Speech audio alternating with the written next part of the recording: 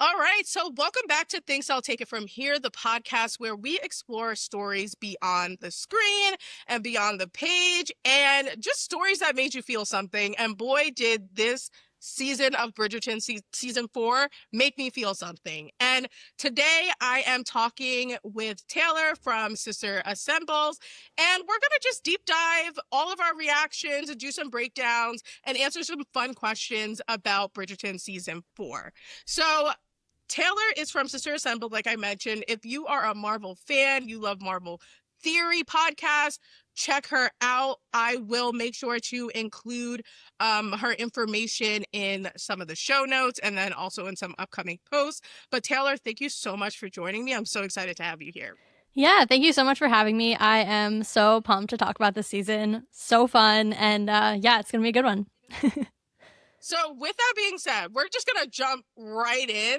So I know you said you did a rewatch. I also did a rewatch. What were like your overall thoughts or like your first like initial reactions after you finished season 4?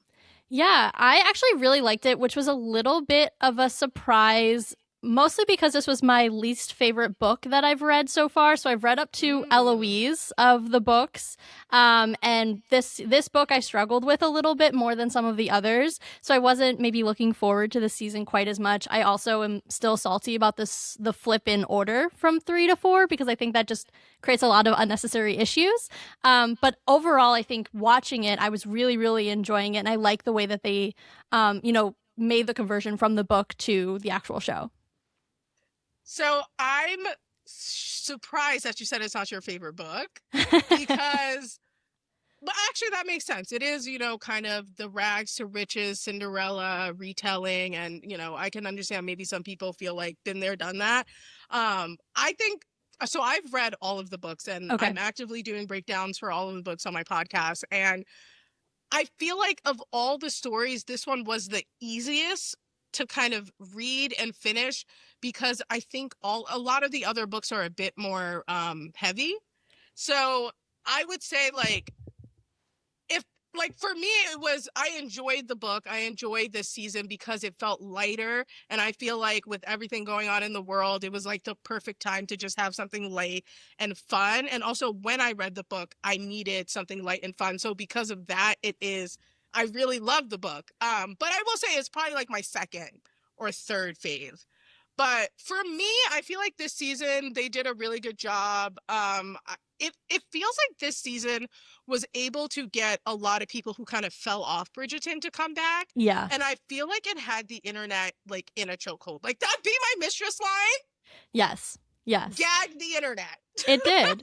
And not to be this person, but I also think it benefited from the cottage that we were still coming off of from Heated Rivalry. So there was a nice little like, synchronicity between like I'm coming to the cottage and my cottage and the whole thing. And it just was like a really nice time, I feel like, to be a romance fan on the internet. Everybody was just great. Adaptations are hard to come by, and we got quite a few in a short period. So I was very excited. And I just think overall it was like a good universe and a good moment in time.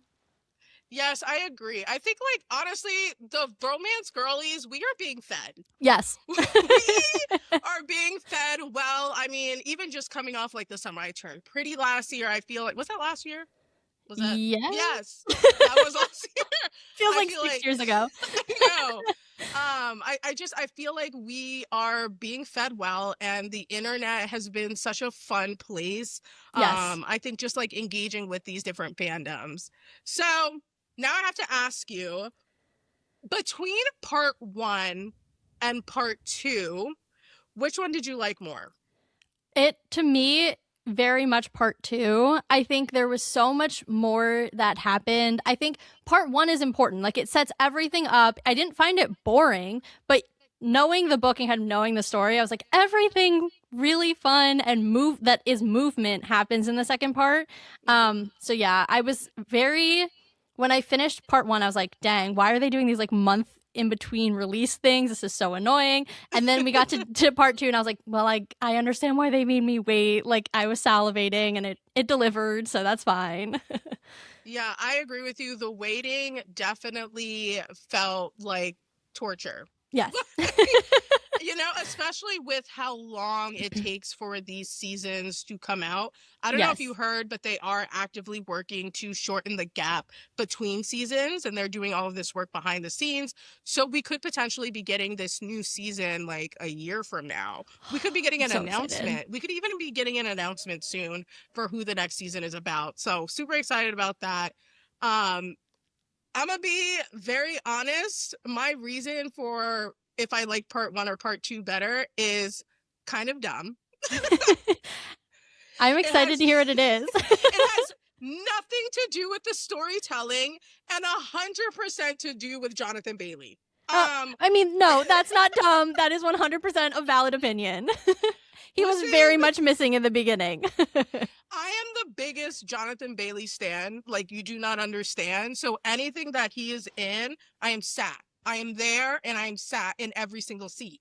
So for me, that's kind of why part two was my favorite, even though Benedict kind of ate him up a little bit when he said, if you want to compare opera singers to apples, Yeah, uh, a good line. a good line. It was A a good sibling read. gotcha. It really was. Even though he kind of ate him up a little bit, I still enjoyed seeing him in part two, and I hope we get to see him more in future seasons because I just love that man. I don't know what men did to deserve him, I know. but the girlies really lost. We really lost one. Yeah, he's an angel. I'm obsessed with him. I agree. He's perfect. So I feel like one of the biggest questions that have come really out of this season is who the hell is Lady Whistledown? Right? Like that the internet is pulling their biggest Nancy Drew. They are zooming in on shots. They are dissecting like the audio. Hmm. So I have to know, who do you think is Lady Whistledown? I'm gonna give you like three people you can tell me who you think it is and go from like most likely to least likely. Okay. My number one choice is actually Varley. I feel Okay. like they said at least 2 or 3 times during the season how much gossip she always has. Mhm. We know that she, has a lot of access to the Ton. We know that Penelope and her mom love to gossip with and in front of her, so she'll have a lot of information. So I feel like in terms of like the hints that were actually in the show, and then also her level of access, she checks a lot of boxes. I also think she would be really unexpected, but at the same time, she got a lot of screen time, more screen time this season. And so I feel like, having gotten to know her character better, it would be less of a leap for it to be her, because she's not just, oh, the Featherington's maid. It's like, no, we understand her better, where she's coming from, kind of how she approaches different situations, and that she needs the money. So that's just something else to think about. My second one is one that she was my gut reaction, but then I kind of pulled back because I feel like she's kind of playing a different role, but it was Mrs. Mondrich, because we know that she kind of, is going to be chatting a lot with the Queen. Queen loves gossip, but at the same time, I feel like her new trajectory is to step into that Lady Danbury role. So it might be a little bit much for her to be both the new Lady Danbury while she's traveling and the new Lady Whistledown. But I do still I like her for this. And my last one is Hyacinth. Even though she's not out yet, I feel like she's really leaning into Eloise's way of thinking a little bit more about being more independent and having her own things and not just focusing solely on the marriage mart. So I feel like it's a nice kind of way for her to still talk about something she's interested in without necessarily just only aspiring to get married, and having something for herself, I guess, is like the best way to put it. We have the same exact list, Ah! but shockingly a different order. Okay. So for me, I think my first choice would be Alice. I just feel like just seeing her sneak around like upstairs, like when Mm-hmm. Sophie and Benedict were doing some things. Why were they so loud and screaming at each other as if like people weren't just like down the stairs? I know. Like, y'all, situational awareness, please. But I fear I would be worse than Alice because I would be like trying to I would be at the door like people are yelling like I need the tea. Like Yeah, I right? fear I would be a lot worse than her. But She is kind of my number one suspect, just because of like that, like, and just us seeing just the different opportunities of us seeing her kind of like work behind the scenes to make things happen. Like, I feel Yeah. like that's kind of Lady Whistledown. And then my second one is Varley too. And I'm a little hesitant. I feel like it could be her. I think with the voice change with Julie Andrews, like it was giving it could be her. Um, but my only hang up with that is I feel like whoever Lady Whistledown is has to be like extremely educated. And it does seem like, depending on your social class, that indicates your education level in this That's fair. Bridgerton universe. So that's my only hang up, is if she has that background to be able to do that. But we know she's definitely got the background to collect the tea. Yes. So she's got that prerequisite. So yeah, she's my second choice. And then I also thought Hyacinth, especially with her, being dressed as a maid and seeing how that kind of makes her a little bit invisible to people. I can see that being something she's like, oh, well, then let me go to all these parties and kind of get the tea. Yeah. So I can see that. I'm going to throw a curveball though. Okay. What if it's still Penelope?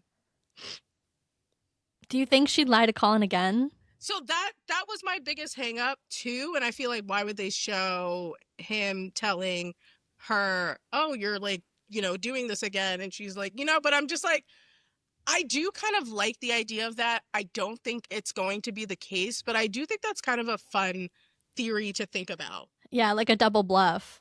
Yeah. Yeah, it Right? is interesting. I hope not. I feel like I don't know if their marriage can survive another bombshell like that, to be honest. I don't think so either. I don't think so either. So we're already talking about these like different theories and predictions. So I want to kind of look ahead for a minute. There are obviously still several Bridgerton siblings whose stories haven't been told, and the show hasn't really followed the exact order of the books like you spoke about earlier.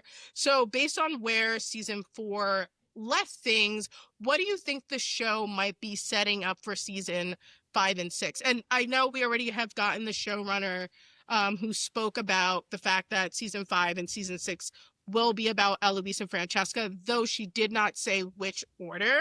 So I'm curious, who do you think will be season 5? Who do you think will be season 6, and why? Ooh, I have been thinking about this and I definitely have a strong opinion, but it's not what I think is going to happen. So I think what they're going to do is I think they're going to do Francesca next because they bumped up John's demise, which, side note, I mean, I bawled like a baby both times. I was like, this is the sweetest man alive. How can you kill him? This is awful. And I knew it was happening. But because of that, I do think that it would kind of be weird to have this like pause in that storyline because it is ramping up. We've already spent some time with Michaela. We know there's some tension between her and Francesca. So I think that just like makes the most sense. I hope that they go with Eloise simply because I don't want to have to do the mental gymnastics about how doing it out of order changes things. And I know it's not like the worst thing ever that they switched Benedict and Colin, but in my head it just makes a lot of things very confusing, and I love order. They're done in that order for a reason, and that's what I'm gonna say. So I think that's interesting. Yeah, I think that makes a lot of sense, and I can understand that theory.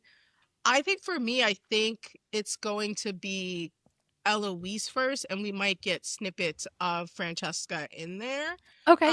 Just because like with Francesca's book, there's like a 5-year time jump, like between like the first couple chapters and then the rest of the book. Okay, I Um, actually have it sitting over here. I haven't read it yet, so I have it in preparation for whatever they announce. yeah, so there's a huge time jump. Okay. And because of that, I think they're gonna use some of that. Like, I feel like they're gonna take part of the first beginning chapters of Francesca's book, and that's going to be pushed into Eloise's season. And Okay. that's just going to be us seeing, just seeing snippets of her kind of like grieving and, moving on in a way. But like, she ends up joining like the marriage mart, like, 4 or 5 years later after John's passing. And I think we're gonna see that be maybe the end of Eloise's season. Like, I don't think it's gonna be like a combo of them, but I think we could get like little snippets like we do of like the other characters in some of the seasons that we already have. Okay. Now, I could see Eloise.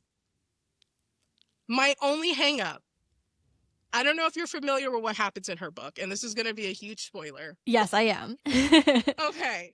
So her book kind of begins with Marina passing away, and then she sends letters to, her widow, and that's how they became, the widow becomes, who she ends up marrying or whatever. But I feel like since the showrunner said she didn't want to give Francesca a miscarriage in this season because she felt like it was too heavy, like I do struggle with the idea of her starting the next season with another loss. But maybe that is why she didn't do the miscarriage, so that there wasn't three losses. That's true. That is true. That's that's tough. Um Yeah. Yeah, I mean, I feel like because we haven't seen Marina since season 1, like maybe there's not as much attachment, and if she passes, this is going to sound really terrible, so I'm just going to preface by saying that, but if she passes away like off screen, it's probably not as much of a blow to the audience as watching like one of the Bridgertons have a miscarriage. So I'm hopeful that even though they were trying to avoid some of that this season in terms of like, heavier topics, it might not be as heavy as like that to start out the next season. Yeah, I mean, I think that makes sense. That's why I'm Um, hopeful. As I really like your theory, and I think they've done a really good job of telling Francesca's story while not overshadowing the main characters, the main couple. And I think they could probably drag it out. That's not maybe the way I wanted to say it, but drag it out for another season while we tell Eloise's story so that we can kind of bridge that time gap. So I like that.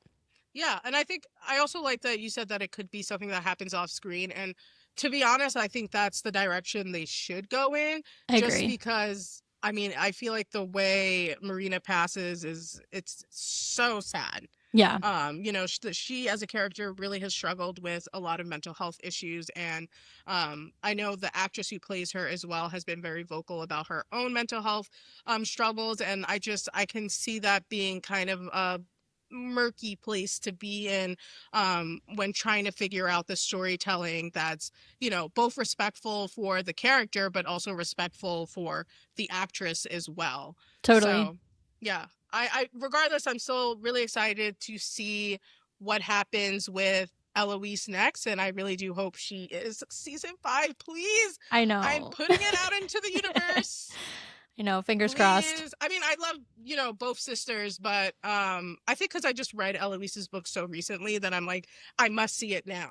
Hers is also, that's my favorite of the ones that I've read so far. I love Eloise's book. And I think she's done so much growing, especially in the last 2 seasons, that it Mhm. feels like they've kind of been priming her to like step into I the agree. spotlight. So yeah, I'm right there with you. Yeah, I am. Eloise is literally my favorite Bridgerton, She's the so best. that's also some bias there. But now I kind of want to talk a little bit about Benedict and Sophie because they are the stars of this season, and I'm very curious how you felt about the growth from both of those characters from part 1 to part 2. Ooh.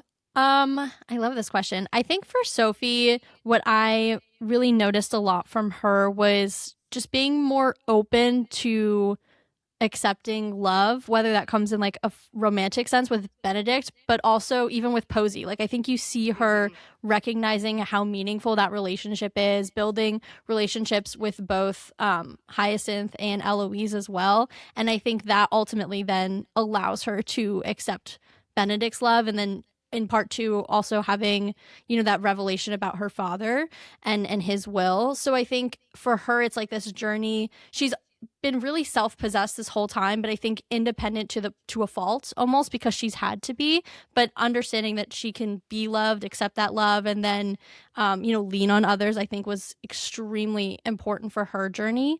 um and then for Benedict, I think for him it's just kind of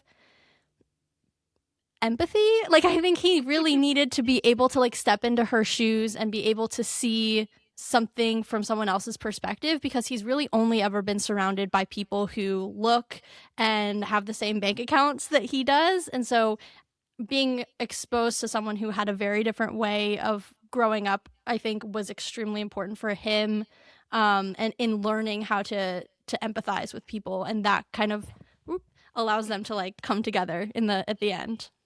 I agree with everything you said. I think both of them had just a lot of growth from part one and part two. And I have to say this one thing about Sophie, like now that I rewatched it again, one thing about Sophie, she could be going through the most dramatic thing and she's still going to go to work. Yes. Mad respect. She will not miss a day of work. Like, it is so crazy.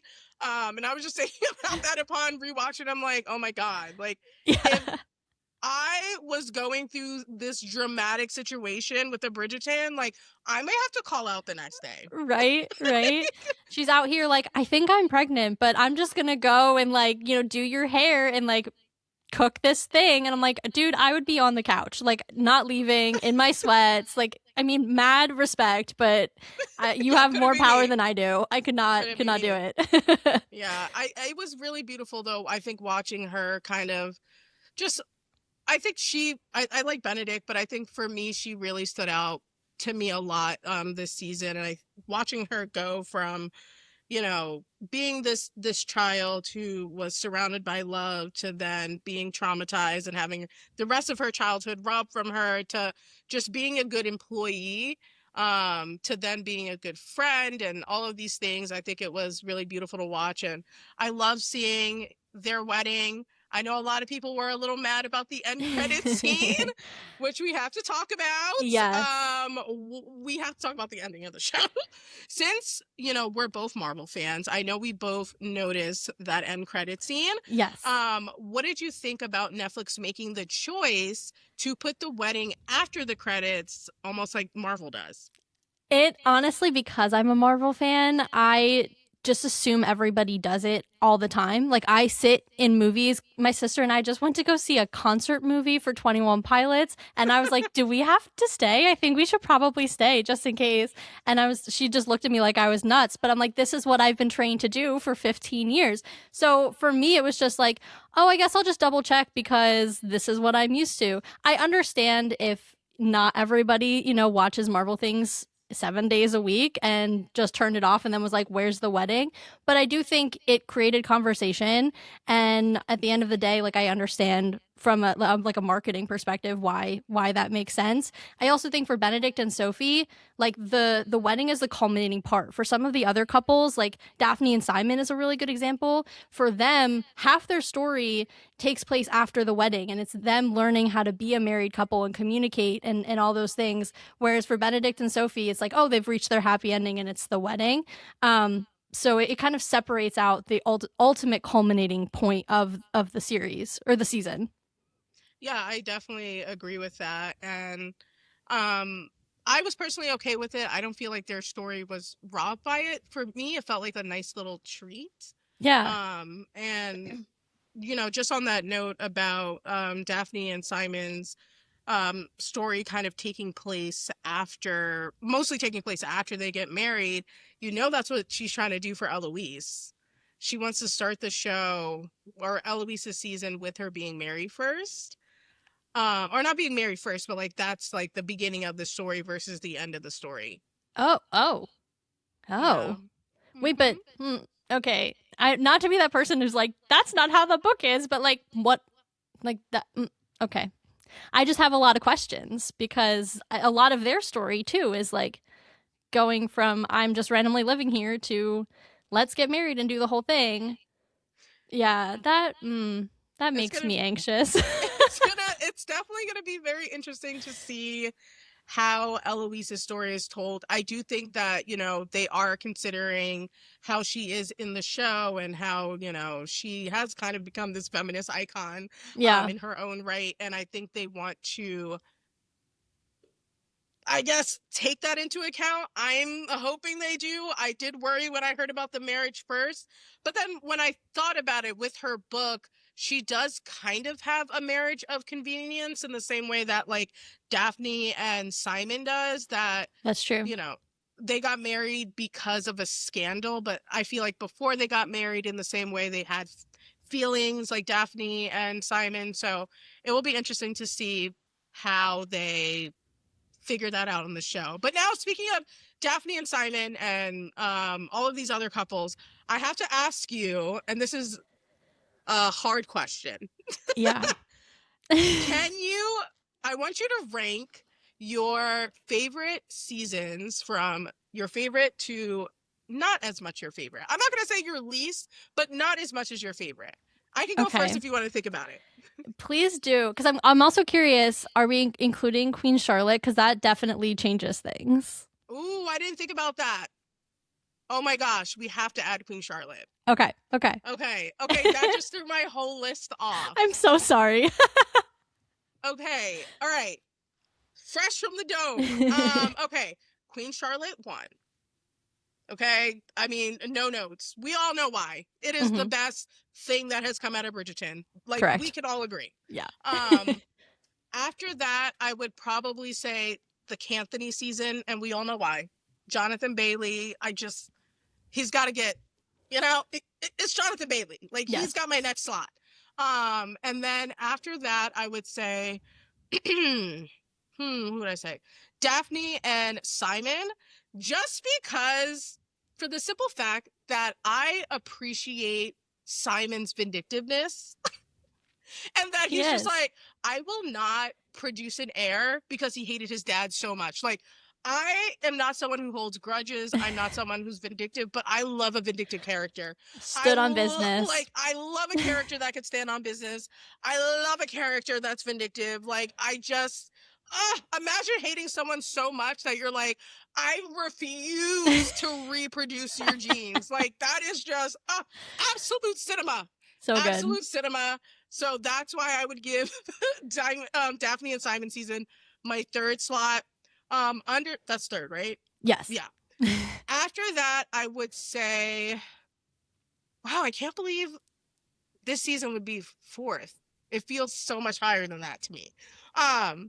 But yeah, then I would do season 4. I just love a rags to riches story. I love seeing a girl get in her bag. Yes. Yeah. I love seeing a girl level up. I love seeing a girl like really be a part of their happy ending. Like, I love that Sophie was the person to find the will. Yes. Right? And that she played a part in her own happy ending. For sure. That. Love that they made that detail because that's not in the book. Yeah. I just re-listened to the book and I was like, wait, where's that section? And it's not there. Yeah, that was not in the book. I like, kudos to the showrunner for including that in the show. I think that was a really good idea. And I think that's the type of stories that I think women, because I don't know if girls are watching this, maybe girls too, like whoever's watching this, I think these are the type of stories that we need to be seeing. And then last, I would put Penelope and Colin. And listen, it's not because I didn't like their season. I know people usually rank their season last. I actually really enjoyed their season. Penelope, outside of Eloise, is actually my favorite character. I think, I mean, Jonathan Bailey, Queen Charlotte, like, I know. A rags to riches story, like, it just, those things I gravitate towards more. It's a taste thing, and that's why I'm putting them last. But I stand Lady Whistledown. Yes, for sure. I mean, you want to talk about a girl getting her bag? That girl was so rich. I was like, get it, Penelope. She's like, I may not be married, but I'm richer than all of you. So here you go. Period. So now it's your turn. Yes. Well, luckily I am aligned with a lot of yours, actually. There's like one swap. So definitely Queen Charlotte first. I don't think I've cried that hard at anything in a really long time. Like, every time I watch, everybody's sharing the picture of that last scene, I still tear up. I'm like, it's been years and I can't get through it. So good. So good. The scene when they're like under the bed. Yes. Okay, with the where they're like de-aged. Well, not de-aged, just like the younger actors. So good. So definitely love that. That is easily by far my number one. My number two is actually Daphne and Simon, purely for the nostalgia of it. Like when Bridgerton first came out, I hadn't read the books. I think it was like peak pandemic, and I just like went through it and I was like, this is so good. I'm obsessed. So just like something about that whole experience of watching Bridgerton for the first time, I think just gives that one a special place in my heart. Then it's obviously Kate and Anthony because Jonathan Bailey. And also I love the whole enemies to lovers. I love that she is absolutely a baddie and just completely does not need him, but yet they're so perfectly matched for one another. Then Benedict and Sophie. I liked this season a lot, so it's not, even though it's low, it's like not really a reflection of how I feel about the season. I struggled with Colin and Penelope though, so that is why that is last for me. Again, it's just like the whole order change is really something I'm struggling with, but also I feel like the way that they kind of change the events about when he learns about when she's Lady Whistledown and all of those things. I liked in the book, I felt like the way the order goes down, he's more supportive.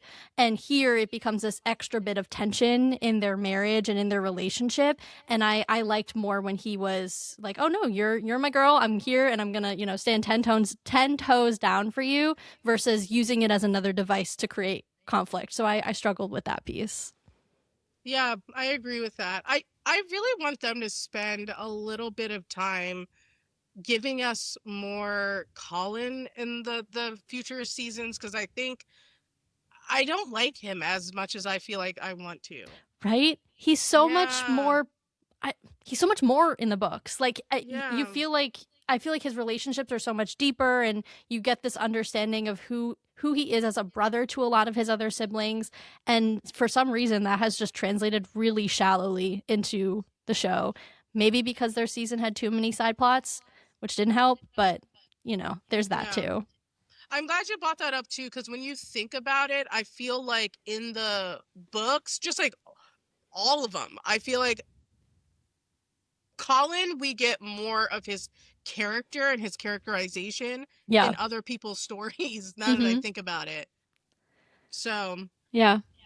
I hope we get more of that in the following seasons. I mean, I hope this show goes until I'm in the grave, but No, literally. Like all the spin-offs, whatever it is, just expand the universe like all the yeah. time. I should be getting Bridgerton once a year. It is calendar viewing. Thank you. No questions. Yes. So I'm going to pivot a little bit and talk about spin-offs. So this podcast is called Thanks, I'll Take It From Here, because I love exploring stories beyond what we see on the screen, beyond what we see on the page. So if you had the reins at Netflix and could greenlight another Bridgerton spin-off, who would it be? Okay. About? Who would it be about, or what would it be about? Because it doesn't have to be a character. Like, for example, like I think it would be interesting for them to explore some of the different classes. But so it doesn't have to be specifically about a person. Yeah, it's funny you say that because I actually also had kind of more the serving class. I feel like there was almost like a hint at it when Lady Mondrich was telling the Queen, like, you're actually missing a ton of good gossip because there are all these people who are living these super interesting lives and you only care about however many you're in high society. So that was definitely one that I think came to mind for me. I also liked a lot of the characters who were in serving positions that we met this season. I think they're super interesting. And so that was one that is one that I would definitely want to see. I know this is a really popular one, but like a Violet prequel that bridges the gap between Queen Charlotte and the first season.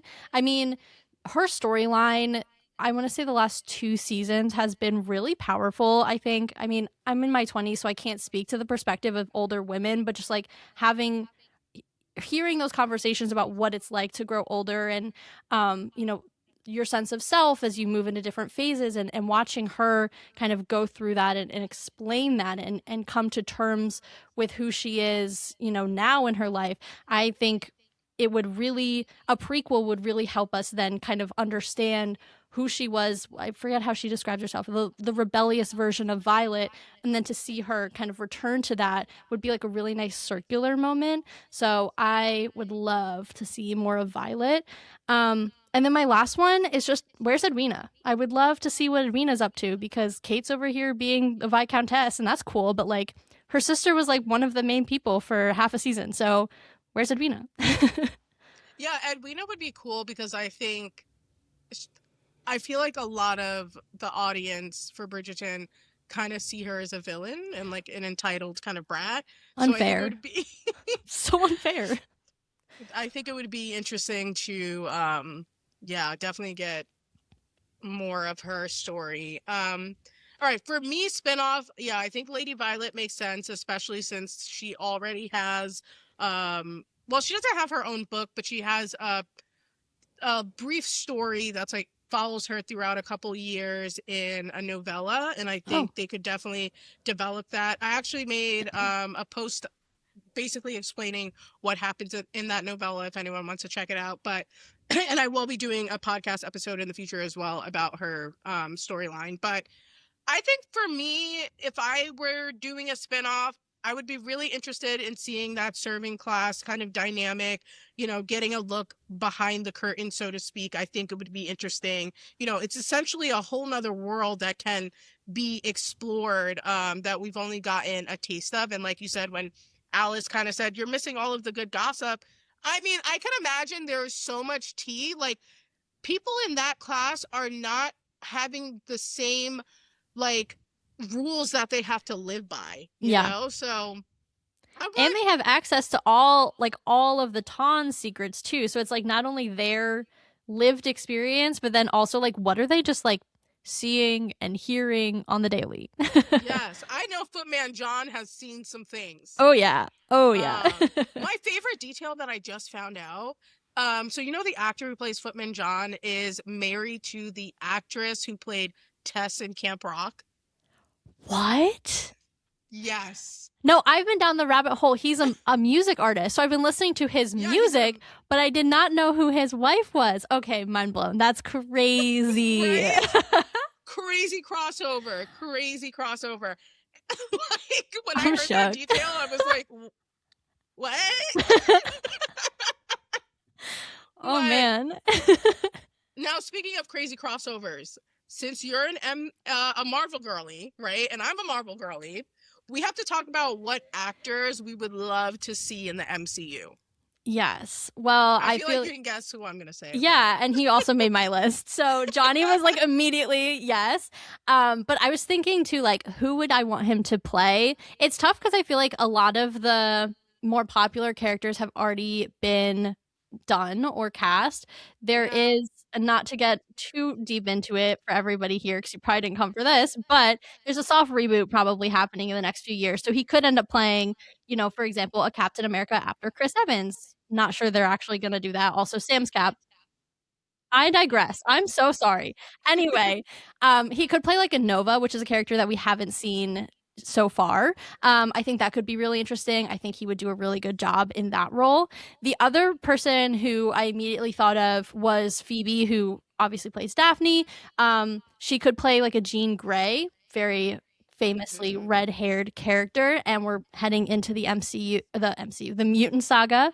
So that's definitely going to be a mainstay. There is a rumor that someone else has already been cast, so TBD if that role is still available. I'm looking at Sadie Sink, but if it is, Phoebe as Jean Grey could be really fun. Okay, so I agree with the ones that you said. I There really isn't that many characters left, which is why when I was thinking about this question, I thought it would be really interesting if we got Jonathan Bailey playing a variant of Reed Richards. Okay, I did. The vision is there. It's very clear. And him and Pedro playing two versions of the same character, I might melt. I'm literally obsessed with Pedro Pascal, so I you don't cried when he was understand. cast. Like, that would be amazing. Yes. So I think for me, I would love to see him potentially play a variant of Reed Richards. I also think he would do that role extremely well. Yeah. And then hear me out. Simone Ashley as Black Cat. Oh, I like it. I like it a lot. I think she could do that role some justice. Yeah. I would love to see her with Tom Holland. I think they would be really interesting together. Yeah. I So like it. those would be my kind of my picks. And then I was thinking of someone else. Who was it? Not Simone Ashley. Oh my god, I'm blanking on their name. I'm blanking on their name. Oh, I forget the actress's name that plays Sophia. I mean, Sophie. Sophia. Oh, Sophie. yes. Sorry, I have a coworker with that name, so it throws me off. Um, I would love to also see her potentially in the MCU. I'm excited to see like her like career grow period because I think Yeah. she really did such a phenomenal job playing this role with like such softness, such care, and I want to see her career just blossom. I Yeah. can't wait to see what her next project is. I don't know if anything's been announced for her yet, but I will be watching. Yeah, for sure. I'm also curious to see like the kind of projects that she gravitates towards. Like Yeah. this, this is a very specific show, very specific genre, but it'll be cool to see if she does something like totally different after this and Oh, shows us something wild. I just realized she did the Dune show. Yes, with Edwina, With actually. Edwina, yeah, I forget. That's a good show. I love Dune. That's another book I'll be breaking down on my podcast. Can't wait for the new movie. But yeah, I forget her and the actress who played Edwina, they were both in that one. So maybe she Yes. could do like fantasy, like sci-fi. That could be her I vibe. love. I So love. love that. Did you have any other like final thoughts about this season that you wanted to get into before we wrapped up? Ooh, good question. I think just that I'm really excited. I think one of my favorite things about the each subsequent season is seeing the couple later. I know obviously we didn't get Daphne and Simon, but like watching Kate and Anthony and like their family change and evolve. I'm excited to watch Benedict and Sophie have that experience. So that's something that I'm just really looking forward to in whomever is kind of leading the next season. Yeah, I made a post about this. I would love for Daphne and Simon to come back in Eloise's season. I think it makes a lot of sense.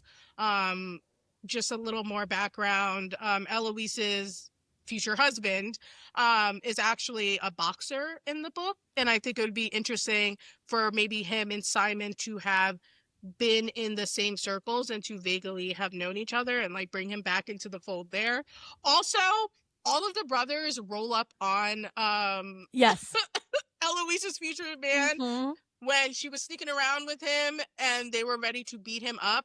And just if I was a brother and I was going to beat up a guy that like was scandalizing my sister in the Bridgerton universe, Simon would be the first person I called. Like 100%. yeah, and Alice's Yes. husband. Like, what? These people Yes. have a background in boxing. Why would you not call them first? Like, what is Yes. Colin gonna do? I know. I know. Love you, Colin, but respectfully. Love you, Colin, but like, that's who I'm calling. Yeah. I also think like in the show you miss like not having Daphne and Simon there specifically, you miss so much of the sibling like relationships. I know Colin goes to Daphne a lot during his book for advice. They're Mhm. super close. They were born, I don't know why this stuck out to me when I was reading it, but they're like only 18 months apart. So they're really really close, and I think not having those characters, you lose so much of just like entire section of the family and how they're interacting with one another, and it does make me really sad. So yeah, I'm right there with you. Bring them back, please. I listen. My theory is that we're going to see them back either in this next season or the sixth season. He did just follow a bunch of people on Instagram. Right. I'm willing to bet 5 pennies. I'll hold you to it. That we will see them in either the next season or the following. But thank you so much. This has been so much fun. Thank you for coming on the show. And can you talk a little bit about where people can find you for Sister Assembled? Yes. Well, first of all, thank you so much for having me. It's been so much fun. But if you guys want to check out the show, we are Sisters Assembled on all of the major podcasting platforms, and then either Sisters Assembled or Sisters Assembled Pod on all major social platforms as well. Great. Thank you so much. I'm excited for when I show up on your podcast as a little co-guest host to talk about all things Marvel. I am a huge Marvel stan. I don't know if people know this because I cover a lot of romance stuff, but I'm a huge nerd. Like sci-fi, fantasy, like that is my bread and butter. I love superhero stuff, so super excited to have time to be able to have time with you and your sister. But We can't if wait. Thank you so much. So if you enjoyed this conversation, make sure you follow the podcast and follow me on social media at TikTok and Instagram at Take It From Here. Media. I just rebranded for more TV, book, and film deep dives. And as always, thank you for listening. And I'll see you next time. Bye, guys.